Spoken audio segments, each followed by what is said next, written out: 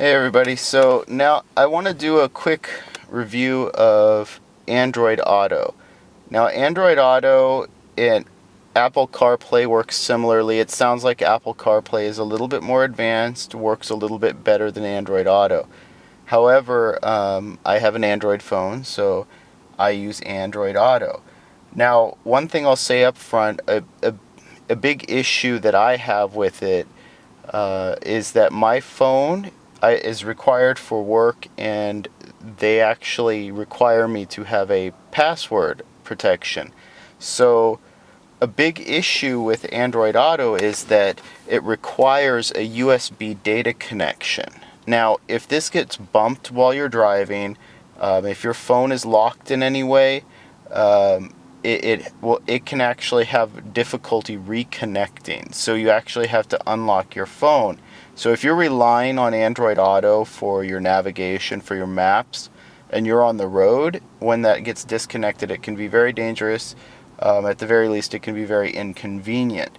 So you'll want either a very well-fitting data USB line or a mount for your phone, or preferably both, because you're not going to want to try and unlock your phone and get it to re-project onto the screen. So the good thing is you can set it for automatic startup. So my phone is unlocked right now. I can just take the data cord and plug it in, and Android Auto will automatically start. Now, I have a few things in here that, personal information, phone, things like that. So this will bring up the phone, but it'll actually bring up a directory with numbers and everything else. So you might not want to have that displayed. You can search from here based on a Google search of where you are, and it will show you where to go and how to get there. You can bring up music. You can bring up this. I'm not even sure what it does actually, other than it tells you to, I think this was maybe a return address. But all in all, it's a pretty straightforward system. The big issue that people have with it is it doesn't display fully on the screen. Now, apparently there should be a way to fix that, but I don't know that Android is going to get on that, and it doesn't sound like GM really can support it either. This is why in the other video where I talk about the infotainment system, I really, really wish they would have set up a way on the home screen to put this as a panel. So if you're going to actually follow directions to a location on a map, you're going to want to you're going to want that on the screen, but you don't necessarily want the whole screen. And right now it's not actually using the full screen, it's letterboxing it. So one other issue is on this display, you're relying on the information up here. So this information all disappears when you go into and start tracking your navigation points. So say I bring this up on the map and I want to navigate there, I lose my temperature information, I lose the weather information. So a lot of the information that's on the home screen is not there. Now on the display, you can't actually get home unless you click the energy button and then go home. So now I'm back to home. I can see the time, the temperature, all the other information I might want to see. To get back to Android Auto, I have to click the 4-button icon, and under Android Auto press it, and it will bring it back up again.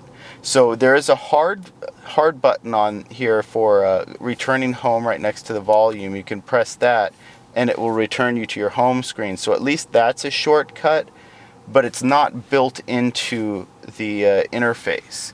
So which is, a little bit of a pain, because you don't want to be fumbling around for this button when you're looking at a color high resolution display. You'd much rather be able to just click somewhere on here or press somewhere on here and return home again. So I think there's a lot of work that needs to be done with Android Auto. I've found the maps to be very accurate. They're Google Maps, and effective. So, but otherwise, that's really all I'm using Android Auto for. I don't use it for any of these other features. All of these other features are actually taken care of by the car on the home screen. So you have the phone, the audio, I don't want to use their audio. I'll use my own audio. The phone, I'll just use their phone app. So I mean, if you go here, right, the home screen, you have your phone right there. So I don't see why these are necessary as far as Android Auto is concerned. I could really just use the navigation. And you can do Google searches within Android, but that's about it. And like I said, again, if there were some way on the display to return to the main screen other than clicking down here in the hard button, that would be nice as well. And again, like I said, since I'm only navigating, it would be really nice to be able to put the navigation just there and still leave me with other information here that I might find useful. And just to show you, so my phone is locked now.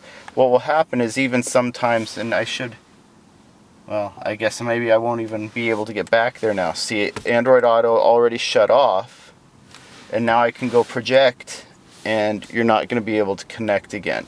So now occasionally it works that when my phone is locked, I can press in again and Android Auto will try to start. So in this case it actually worked, so that's good. But before it was not actually engaging, or what would happen is I would get, and here you'll see it. Just that bump was enough to knock me off, and now it's back again. So it's a little bit, you want to be careful with that. So now it's back. So every now and then it will sync, but you notice where it juggles like that, now it goes back to project mode.